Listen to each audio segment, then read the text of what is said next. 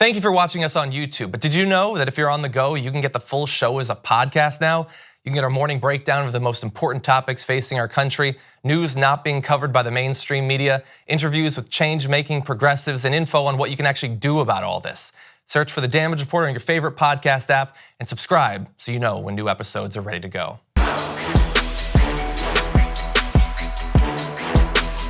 Unless Christine Blasey Ford does not actually agree to what we think will be Monday's testimony before the Senate Judiciary Committee, we will actually hear the stories from both her and from Brett Kavanaugh. Now, one additional wrinkle to this came out just in advance of today's show when Senator Susan Collins tweeted that she wants counsel for Professor Ford to be allocated time to question Kavanaugh and counsel for Kavanaugh time to question Ford. So not just testimony, but now sort of cross-examination, I guess. I don't watch a lot of procedurals, but do you think that that might complicate things? I imagine that the counsel will go pretty hard against Ford. Susan Collins is such a colossal disappointment to humanity that I don't trust her motives. You know, instinctively, you're like, well, if they both get to cross-examine, okay.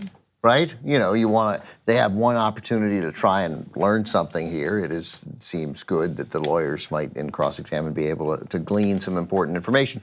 But I just simply don't trust Susan Collins, or I don't think Susan Collins has a firm grasp of the American political system because of her, well, I talked to Brett Kavanaugh, and he said it's established law. Yeah. And you're like, hey man, Susan, you heard of the Federalist Society? You know what they do? Right? Yeah. You know how this pick came about? You think Donald Trump was up late at night pulling his hair out just trying to pick the best judge he could for America?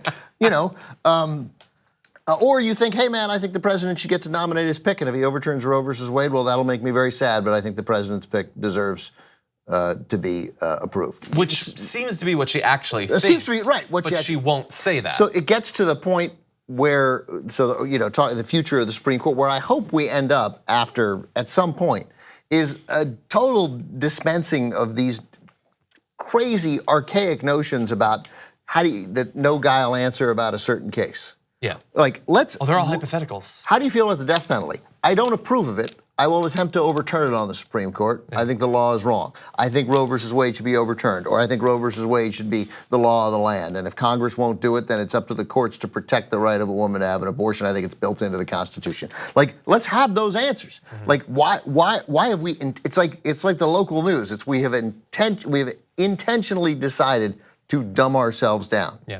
To pretend insane things. To pretend insane things. Like this, Roe versus Wade is among the 3 or 4 most critical issues facing the court going forward, arguably first.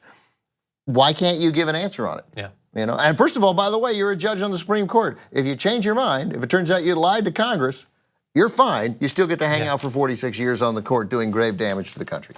So much of American politics is just a game of pretend. That's right, and everyone is acting in bad faith. Almost everyone. And all it would take is a significant band of United States senators to say, if you don't tell me how you're going to vote on these issues, I'm not going to confirm you. Yeah. I mean, it's not like the senators. The reality caucus. Right, the reality caucus. Be real. Yeah, how you feel about Roe versus Wade? Okay, well that's an outrage. You won't give me an answer, so I'm voting no. I'm telling you right now, and because I believe you're going to overturn it. Yeah, I'm not going to play Russian roulette with the Supreme Court. Right, yeah. How about that?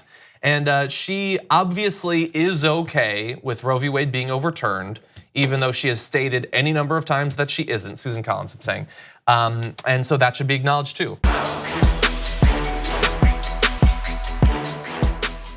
Thank you very much for watching this clip from The Damage Report. If you liked it, don't forget to subscribe to this channel and ring the bell on YouTube to get notifications of our new videos. And of course, you can catch the full Damage Report live every weekday at 1 p.m. Eastern, 10 a.m. Pacific on TYT Network on YouTube TV.